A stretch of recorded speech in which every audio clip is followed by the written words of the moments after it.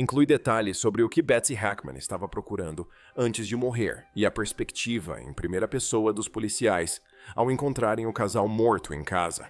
E quando eles arrombam a passagem, do outro lado encontram uma câmara subterrânea. Eles a atravessam e se veem em um túnel. Em 26 de fevereiro de 2025, policiais do xerife do condado de Santa Fé chegaram a um complexo fechado no topo de uma colina em Hyde Park e fizeram uma descoberta que abalaria o mundo.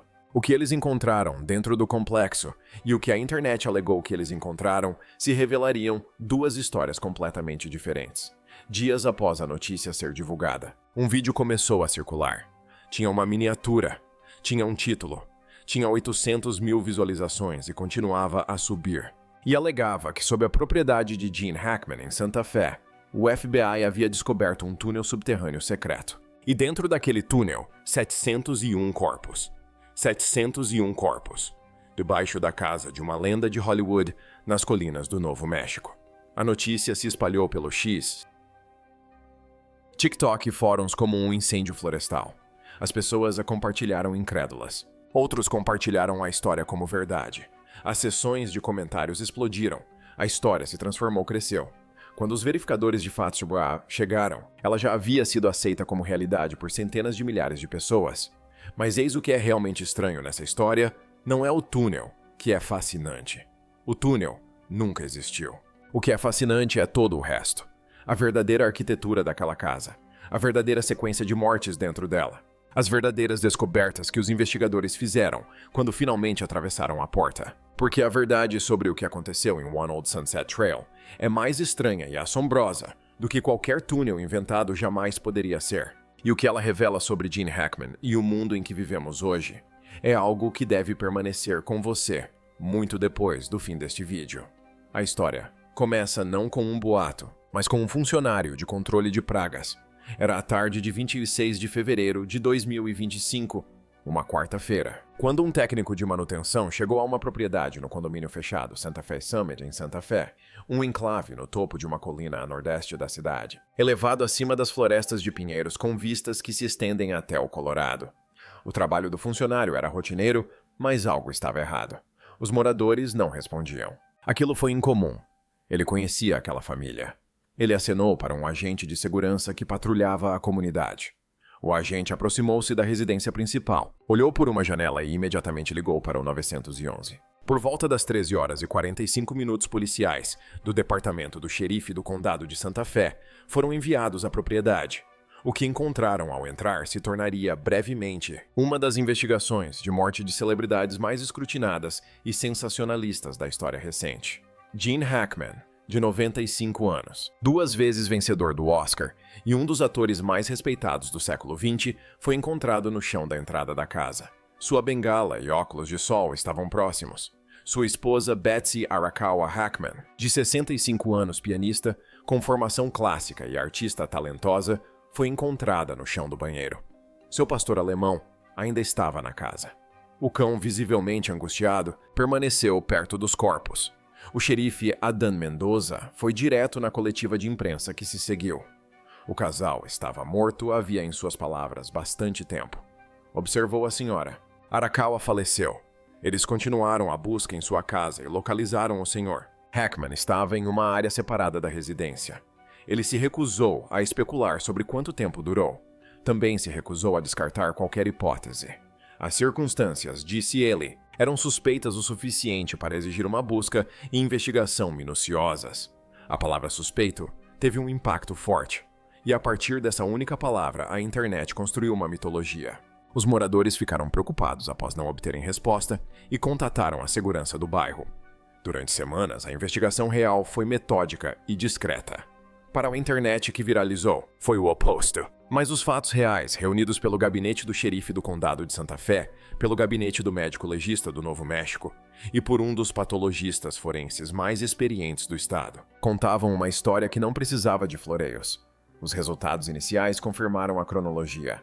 Então, a segunda rodada de análises revelou uma história completamente diferente, sobre como 2 pessoas morreram sozinhas em uma casa que ninguém verificou por quase 2 semanas. Para entender por que a descoberta na propriedade de Gene Hackman é importante, e por que a desinformação a seu respeito se espalhou tão rapidamente. É preciso primeiro entender o que aquela propriedade realmente era. Hackman comprou o terreno no final da década de 1980, atraído por Santa Fé, depois de filmar na região. Ele descreveu a área em uma entrevista à Architectural Digest em 1990 como tendo uma espécie de magia. A propriedade que ele comprou era uma estrutura de blocos negligenciada da década de 1950 em um terreno de 12 acres no topo de uma colina. Quando Hackman e Arakawa terminaram a reforma com os arquitetos Harry Dapel e Steven Samuelson, do estúdio Arquitectura, ela havia se transformado em algo completamente diferente. 90% do telhado original foi removido. Os tetos foram elevados em alguns cômodos até 6 metros de altura. Paredes foram derrubadas. Mas aqui está o detalhe que importa. Em diversas partes da casa, o nível do piso foi na verdade rebaixado e não elevado. Foi uma escolha arquitetônica deliberada, adicionar volume interno sem expandir a área construída. O resultado foi um nível inferior, uma zona subterrânea que abrigava uma academia, uma sala de mídia e uma sala de jogos. Tudo conectado à casa principal por passagens internas. Some-se a isso uma adega escondida com acesso pela copa. Acrescente-se ainda uma rede de dependências interligadas, uma casa de hóspedes completa com cozinha própria, um ateliê de arte separado onde Hackman passou seus anos de aposentadoria pintando a óleo. Some-se a isso o fato de que a propriedade acabou se expandindo para 53 acres com garagens e estruturas secundárias espalhadas por um terreno naturalmente acidentado. Do lado de fora, parado no portão de entrada da Old Sunset Trail, quase nada se via. Apenas o topo de uma colina. Apenas pedra. Apenas o contorno de um imenso mundo particular construído por um homem que, segundo todos os relatos de seus vizinhos em Santa Fé, estava profundamente empenhado em permanecer invisível. Ele não era tratado como uma celebridade aqui, disse um vizinho ao Wall Street Journal. Ele era visto comprando materiais de pintura em lojas de arte locais. Ele se mantinha reservado. Pintava. Lia. Vivia tranquilamente em um lugar projetado para engoli-lo por inteiro. Aquela arquitetura, aquelas passagens subterrâneas, aquela adega, aquele nível inferior escondido. Foi isso que um canal do YouTube chamado The Ultimate Discovery analisou e transformou em um túnel repleto de corpos. O vídeo em questão foi publicado no início de março de 2025, poucos dias após a notícia ter se espalhado pelo país. O canal The Ultimate Discovery tinha o hábito de produzir conteúdo rapidamente sobre mortes de celebridades e temas relacionados a teorias da conspiração. O título prometia envolvimento do FBI. A miniatura prometia terror. E o algoritmo garantiu a audiência. Quando o Snopes publicou sua refutação formal, o vídeo já tinha acumulado mais de 800 mil visualizações.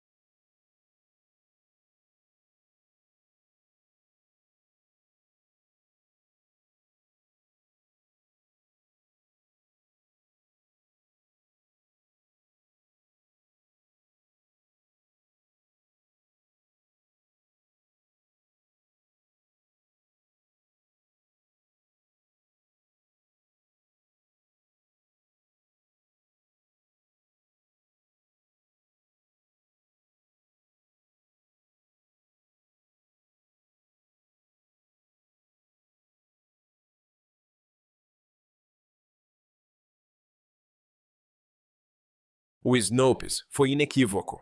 Não havia túnel, nenhuma investigação do FBI, nenhum dos 701 corpos, nenhum veículo de notícias confiável, nenhum sequer havia relatado algo semelhante a essas alegações. O vídeo havia sido totalmente fabricado. Se você está achando esta investigação interessante, um like realmente ajuda este canal a continuar acompanhando histórias como esta. Mas aqui está o que torna o vídeo do túnel tão importante de entender. Ele não surgiu do nada. Surgiu justamente porque a história real criou as condições para isso. A palavra suspeito, usada pelo xerife. A demora na divulgação de informações ao público. A propriedade isolada e fortemente fortificada. A arquitetura subterrânea. O fato de 2 pessoas terem estado mortas por quase 2 semanas antes que alguém fosse verificar como estavam. Mistério real, ambiguidade real e luto real são quase sempre o combustível para ficções virais. O túnel não surgiu do nada. Surgiu de cada pergunta sem resposta deixada pela versão oficial. E é esse detalhe que tira o sono dos pesquisadores que estudam a desinformação digital.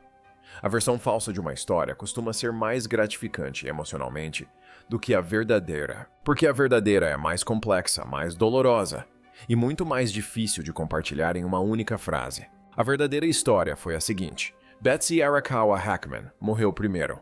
O gabinete do médico legista do Novo México determinou que ela faleceu por volta de 11 de fevereiro de 2025. A causa foi a síndrome pulmonar por hantavírus, uma doença respiratória rara e frequentemente fatal, causada pela exposição a roedores infectados com hantavírus. No Novo México, a transmissão geralmente ocorre por meio do contato com a urina, fezes ou saliva de ratos do campo infectados. A doença não é transmitida de pessoa para pessoa. Ela se espalha rapidamente após o início dos sintomas febre, dores musculares e tosse que, em poucos dias, evolui para insuficiência respiratória aguda. A doutora Heather Gerald, médica legista-chefe do Novo México, declarou em uma coletiva de imprensa em 7 de março de 2025 que era inédito o gabinete do médico legista fazer declarações públicas sobre investigações de óbitos. Ela explicou que mesmo assim o fez porque as circunstâncias exigiam informações precisas. Mais tarde, descobriu-se que havia sido detectada atividade de roedores nas garagens e dependências da propriedade Hackman. Exatamente o tipo de estruturas secundárias que se acumulam sem serem perturbadas em grandes propriedades rurais. O vírus provavelmente estava presente na propriedade sem que ninguém soubesse. Arakawa, que segundo todos os relatos gozava de boa saúde e estava profundamente envolvida com sua própria vida criativa, não teria motivos para esperar que um rato em uma garagem fosse uma sentença de morte. A síndrome pulmonar por hantavírus mata aproximadamente 38% das pessoas infectadas. Ela tinha 65 anos. Hackman morreu aproximadamente uma semana depois, por volta de 18 de fevereiro. A causa da morte foi doença cardiovascular aterosclerótica hipertensiva, doença cardíaca grave com a doença de Alzheimer listada como um fator contribuinte significativo. Ele tinha 95 anos. Seu marca-passo registrou um ritmo cardíaco anormal em 18 de fevereiro, o que os investigadores acreditam marcar o momento de sua morte. Por uma semana, possivelmente mais, Gene Hackman esteve vivo naquela casa com o corpo de sua esposa no chão do banheiro, seu cachorro ao lado e as montanhas visíveis através das janelas do chão ao teto. E ninguém ligou. Ninguém apareceu porque eles eram pessoas extremamente reservadas que passaram décadas construindo uma vida na qual ninguém pudesse simplesmente aparecer. Pense nisso por um momento, porque o que isso revela sobre quem Gene Hackman realmente era é mais profundo do que qualquer túnel. Para entender por que ninguém apareceu, é preciso entender que tipo de homem ele era. Gene Hackman nasceu em San Bernardino, Califórnia, em 1930. Ele cresceu em Danville, Illinois, filho de uma família desestruturada. Ele se alistou nos fuzileiros navais aos 16 anos, mentindo sobre a idade. Passou anos fracassando na faculdade de jornalismo e na atuação em Nova York, antes de conseguir sua primeira grande oportunidade aos 37 anos em Bonnie e Clyde. Ganhou seu primeiro Oscar aos 41 anos por Operação França e o segundo aos 62 por Os Imperdoáveis. 5 indicações ao Oscar no total. Uma carreira que abrangeu 44 anos, 200 filmes. E então, em 2004, ele simplesmente parou. Mudou-se para Santa Fé, definitivamente. Começou a pintar a óleo seriamente com disciplina, não como um hobby. Ele correu Leu e disse a um entrevistador que o desgaste físico e emocional da atuação havia se tornado mais do que ele queria suportar. Disse a outro que havia tentado e que isso bastava. Assistiu à Operação França uma vez na exibição de estreia e nunca mais. Ele disse ao The New York Post, em 2021, que se sentia profundamente desconfortável ao se ver na tela. Ele não compreendia, ou não queria compreender, a dimensão do que havia construído. Seus vizinhos em Santa Fé entenderam isso. Deixaram-no em paz. E é por isso que o silêncio daquelas 2 últimas semanas não foi negligência. Foi o resultado de uma vida dedicada a construir com cuidado e deliberação um perímetro. A arquitetura da casa, as paredes de pedra, a posição elevada no topo da colina, o condomínio fechado. Os cômodos subterrâneos rebaixados, os 53 acres de área de proteção, não eram apenas estéticos. Era a psicologia de Hackman materializada. Um homem que passou 40 anos consumido pela atenção pública, construiu o refúgio mais privado possível para se proteger dela. Alguns estudiosos da arquitetura de celebridades argumentam que as casas de estrelas reclusas frequentemente refletem sua arquitetura emocional. Que uma pessoa que vive atrás de muros de pedra e abaixo do nível do solo tenha feito uma declaração sobre como pretende ser encontrada ou não pelo mundo. Independentemente de você aceitar ou não essa interpretação, os fatos do caso conferem a ela um peso incômodo. O agente de controle de pragas percebeu que algo estava errado porque os moradores que estavam sempre em casa não atendiam ao telefone. Esse foi o único sinal após quase 2 semanas. Há ainda outra descoberta na propriedade de Gene Hackman que recebeu pouquíssima atenção. Quando a propriedade foi colocada à venda em janeiro de 2026, anunciada por $6 milhões americanos pela Sotheby's International Realty, o anúncio imobiliário descrevia o prédio do estúdio. Era ali que Hackman pintava tranquilamente há mais de 20 anos depois de se afastar de Hollywood. Mas a Bonhams leiloou sua coleção de arte pessoal em 3 partes ao longo de 2025. Entre os destaques, uma tela de Milton Avery, que foi vendida por mais de os $500 mil. Uma pintura do próprio Hackman. Sua interpretação das camponesas do pintor russo Philip Melyevin alcançou $28.160 americanos. Seu Globo de Ouro por Os Excêntricos, Tenenbaums, foi vendido por $51.200 americanos. Suas pinturas não foram vendidas apenas por sua procedência ligada às celebridades. Elas foram vendidas porque as pessoas que as viram reconheceram algo real nelas. O leilão arrecadou aproximadamente $3 milhões no total. Nada disso foi divulgado enquanto ele estava vivo. O estúdio existiu naqueles 53 acres por décadas e ninguém falava sobre isso. Hackman não falou sobre isso. Ele simplesmente foi até lá, misturou as cores à mão da mesma forma que havia misturado as tintas nas paredes da casa durante a reforma, tentando acertar o tom exato, tentando criar algo que parecesse ter estado ali desde sempre. Essa é a descoberta que ninguém esperava. Não um túnel, nem corpos. Um pintor. Um homem muito idoso e reservado num ateliê nas montanhas do Novo México, passando seus últimos anos criando obras que ninguém via porque ninguém deveria vê-las ainda. Uma interpretação controversa da história de Hackman, apresentada por alguns críticos de mídia e estudiosos da cultura das celebridades, é que o boato viral sobre o túnel não era simplesmente uma mentira, era um sintoma. Isso aponta para algo real sobre como o público processa a morte de pessoas que foram por décadas um patrimônio cultural compartilhado. Gene Hackman pertencia a todos que já assistiram à Operação França Hoosiers ou participaram da conversa, quando ele morreu tranquilamente em uma casa que quase ninguém jamais visitara. De causas naturais, no final do inverno, o mundo foi privado de algo que sentia lhe ser devido. Uma história, uma causa, uma razão. Sua morte não teve vilão, nem drama, nem escândalo. Apenas um idoso com Alzheimer sozinho com um cachorro em uma casa que sua esposa já havia deixado. Se levarmos a sério a reação viral à sua morte, os túneis, os 701 corpos, as conspirações do FBI, tudo parece apontar para um profundo desconforto cultural com mortes privadas. Esperamos que as pessoas famosas morram publicamente, ou pelo menos de forma explicável. Queremos que suas mortes tenham um significado proporcional às suas vidas. Quando isso não acontece, nós mesmos atribuímos o significado. Isso levanta a questão de se a desinformação em torno das mortes de celebridades é, de certa forma, uma forma de luto distorcida, mercantilizada, amplificada algoritmicamente. Mas ainda assim, luto.